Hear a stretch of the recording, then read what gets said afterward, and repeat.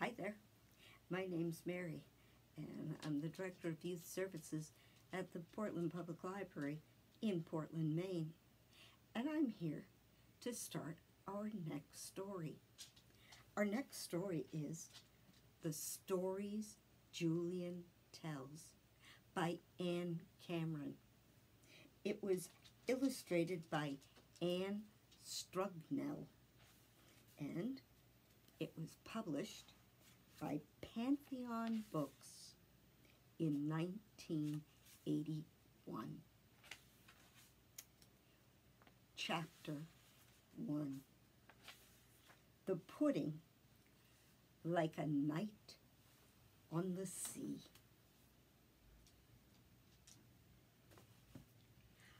I'm going to make something special for your mother, my father said.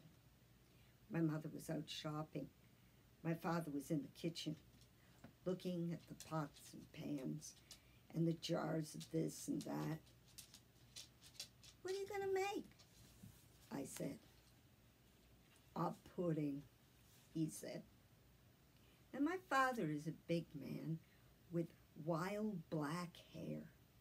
When he laughs, the sun laughs in the window panes. When he thinks, you can almost see his thoughts sitting on all the tables and chairs. When he's angry, me and my little brother, Huey, shiver to the bottom of our shoes. "What kind of pudding will you make?" Huey said. "Wonderful pudding," my father said. "It will taste like a whole raft of lemons. It will taste like a night on the sea." Then he took down a knife and sliced 5 lemons in half. He squeezed the first one. Juice squirted in my eye. "Stand back," he said, and squeezed again. The seeds flew out on the floor. "Pick up those seeds, Huey," he said. Huey took the broom and swept them up. My father cracked some eggs and put the yolks in a pan and the whites in a bowl. He rolled up his sleeves and pushed back his hair and beat up the yolks. "Sugar, Julian," he said, and I poured in the sugar. He went on beating. Then he put in lemon juice and cream and set the pan on the stove. The pudding bubbled and he stirred it fast. Cream splashed on the stove. "Wipe that up, Huey," he said. Huey did. It was hot by the stove. My father loosened his collar, pushed at his sleeves. The stuff in the pan was getting thicker and thicker. He held the beater up high in the air. "Just right," he said, and sniffed in the smell of the pudding. He whipped the egg whites and mixed them into the pudding. The pudding looked softer and lighter than air. "Done," he said. He washed all the pots, splashing water on the floor, and wiped the counter so fast his hair made circles around his head. "Perfect," he said. "Now, I'm going to take a nap. If something important happens, bother me. If nothing important happens, don't bother me." And the pudding is for your mother. Leave the pudding alone. He went to the living room and was asleep in a minute, sitting straight up in his chair. Huey and I guarded the pudding. "Oh, it's a wonderful pudding," Huey said. With waves on the top like the ocean, I said. I wonder how it tastes, Huey said. Leave the pudding alone, I said. If I just put my finger in there, I'll know how it tastes, Huey said. And he did it. You did it, I said. How does it taste? It tastes like a whole raft of lemons, he said. It tastes like a night on the sea. You've made a hole in the pudding, I said. But since you did it, I'll have a taste. And it tasted like a whole night of lemons. It tasted like floating at sea. It's such a big pudding, Huey said. It can't hurt to have a little more. Since you took more, I'll take more, I said. That was a bigger lick than I took, Huey said. I'm going to have more again. Whoops, I said. You put in your whole hand, Huey said. Look at the pudding you spilled on the floor. I'm going to clean it up, I said. And I took the rag from the sink. That's not really clean, Huey said. It's the best I can do, I said. Look at the pudding, Huey said. It looked like craters on the moon. We have to smooth this over, I said, so it looks the way it did before. Let's get spoons. And we evened the top of the pudding with spoons. And while we evened it, we ate some more. There isn't much left, I said. We were supposed to leave the pudding alone, Huey said. We'd better get away from here, I said. We ran into our bedroom and crawled under the bed. After a long time, we heard my father's voice. Come into the kitchen, dear, he said. I have something for you. Why? What is it? My mother said, out in the kitchen. Under the bed, Huey and I pressed ourselves to the wall. Look, said my father out in the kitchen. A wonderful pudding. Where is the pudding? My mother said. Where are you, boys? My father said. His voice went through every crack and corner of the house. We felt like two leaves in a storm. Where are you? I said. My father's voice was booming. Huey whispered to me, I'm scared. We heard my father walking slowly through the rooms. Huey, he called. Julian. We could see his feet. He was coming into our room. He lifted the bedspread. There was his face, and his eyes like black lightning. He grabbed us by the legs and pulled. Stand up, he said. We stood. What do you have to tell me? He said. We went outside, Huey said, and when we came back, the pudding was gone. And why were you hiding under the bed? My father said. We didn't say anything. We looked at the floor. I can tell you one thing, he said. There's going to be some beating here now. There's going to be some whipping. The curtains at the window were shaking. Huey's holding my hand. Go into the kitchen, my father said, right now. We went into the kitchen. Come here, Huey, my father said. Huey walked toward him, his hands behind his back. See these eggs? My father said. He cracked them and put the yolks in a pan and set the pan on the counter. He stood a chair by the counter. "Stand up here," he said to Huey. Huey stood on the chair by the counter. "Now it's time for your beating," my father said. Huey started to cry. His tears fell in with the egg yolks. "Take this," my father said. My father handed him the egg beater. "Now beat those eggs," he said. "I want this to be a good beating." "Oh," Huey said.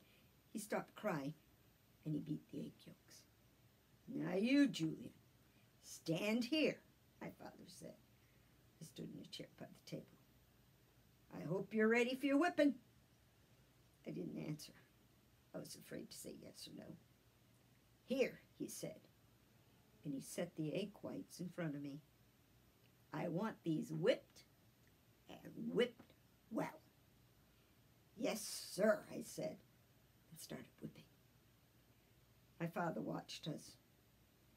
My mother came into the kitchen and watched us. After a while, Huey said, "This is hard work." "That's too bad," my father said. "Your beating's not done."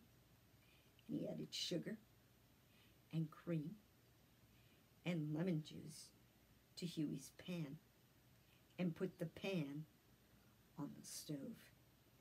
And Huey went on beating. "My arm hurts from whipping," I said. "That's too bad," my father said. "Your whipping's not done."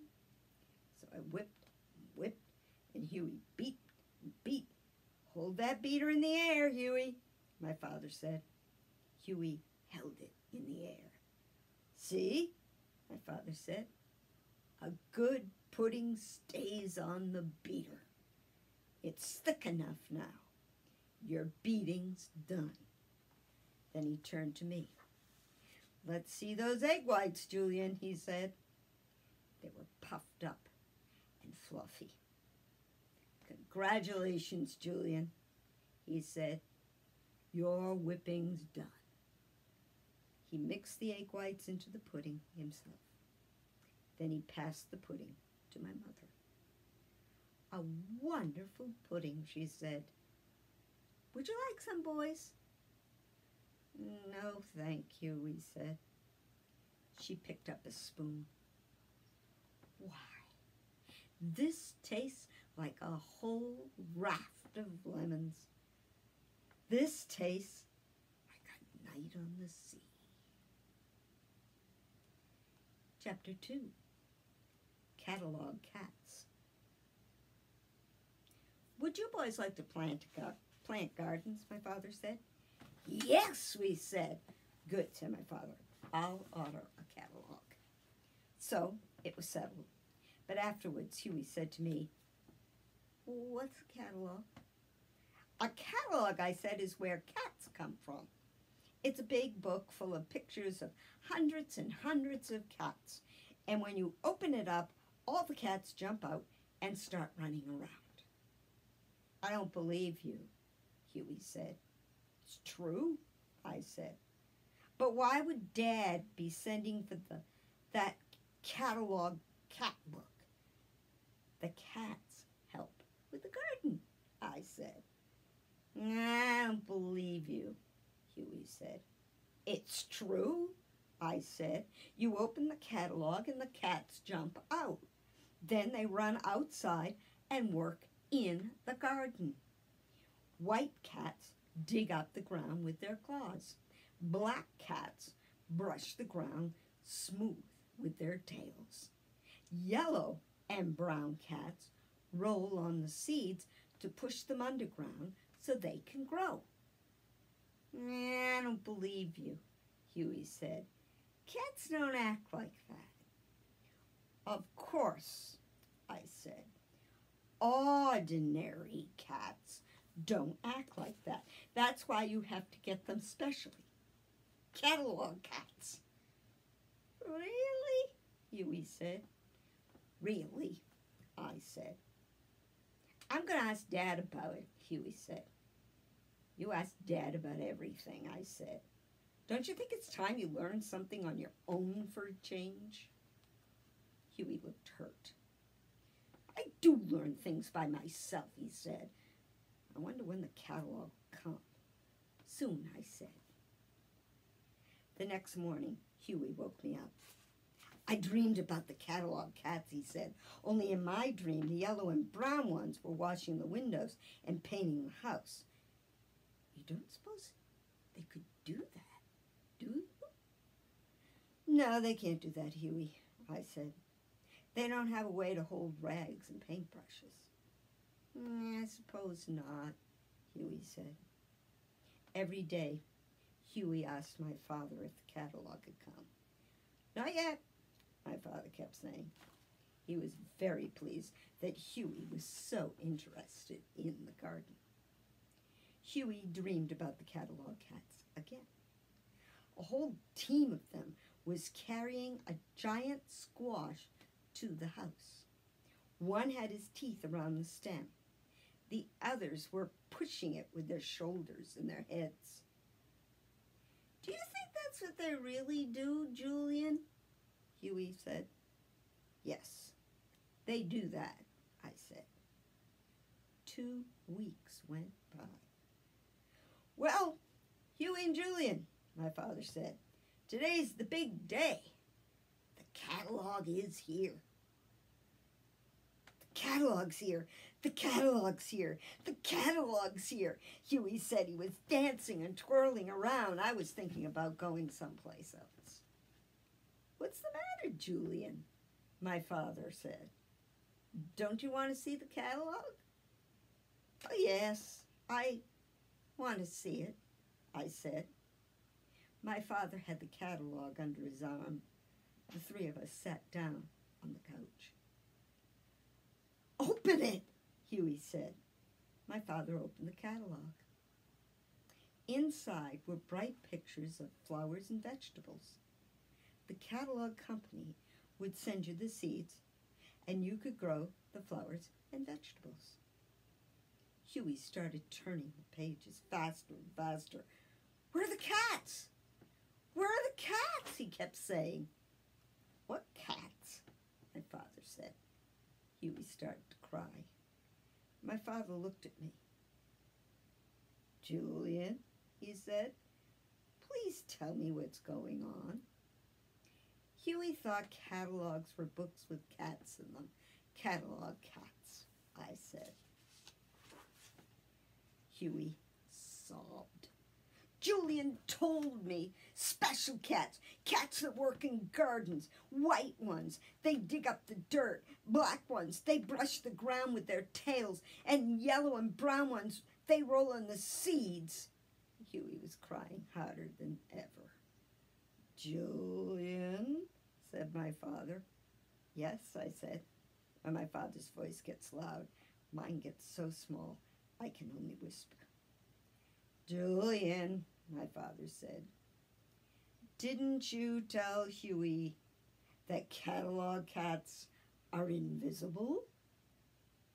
No, I said.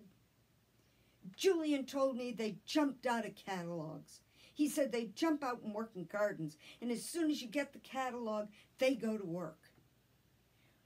Well, said my father, that's very ignorant. Julian has never had a garden before in his life. I wouldn't trust a person who has never had a garden in his life to tell me about catalog cats. Would you? No, Huey said slowly. He was still crying a little. My father pulled out his handkerchief and gave it to Huey. Now, blow your nose and listen to me, my father said. Huey blew his nose and sat up straight on the couch. I sat back and tried to be as small as I could. First of all, said my father, a lot of people have wasted a lot of time trying to see catalog cats. It's a waste of time, because catalog cats are the fastest animal animals alive. No one's as quick as a catalog cat. It may be they really are invisible. They really are visible, and that they just move so quickly you can't see them. But you can feel them. When you look for a catalog cat over your right shoulder, you can feel that he's climbing the tree above your left ear. And when you turn fast and look at the tree, you can feel that he's jumped out and landed behind your back. And then sometimes you feel all the little hairs on your backbone quiver. That's when you know a catalog cat is laughing at you and telling you that you're wasting your time. Catalog cats love gardens, and they love to work in gardens. However, they will only do half the work. If they're in a garden where people don't do any work, the catalog cats will not do any work either. But if they're in a garden where people work hard, all the work will go twice as fast because of the catalog cats. When you were a boy and had a garden, Huey said, did your garden have catalog cats? Yes, my father said. My garden had catalog cats. And were they your friends? Huey asked. Well, my father said, they like people, but they move too fast to make friends. There's one more thing, my father said. Catalog cats aren't in garden catalogs, and no one can order catalog cats. Catalog cats are only around the companies the catalogs come from. You don't order them. You request them. I can write up a request, I said. Huey can do that very well, I'm sure, my father said, if he would like to. Would you like to, Huey? Huey said he would. My father got a piece of paper and pencil, and Huey wrote it all down. Requested 12 catalog cats, all varieties. Whoever wants to come is welcome. So we're going to end here for tonight, but I hope you'll come and join us tomorrow as we continue to read the Stories Julian Tells by Ann Cameron. The book was illustrated by Ann Strugnell, and it was published by Pantheon Books in 1981. So I hope you'll be back again tomorrow to hear some more stories. Until then, again, my name's Mary. I'm the Director of Youth Services at the Portland Public Library in Portland, Maine, and we're very happy to be reading to you, and we hope you'll be back again. Until then, bye-bye.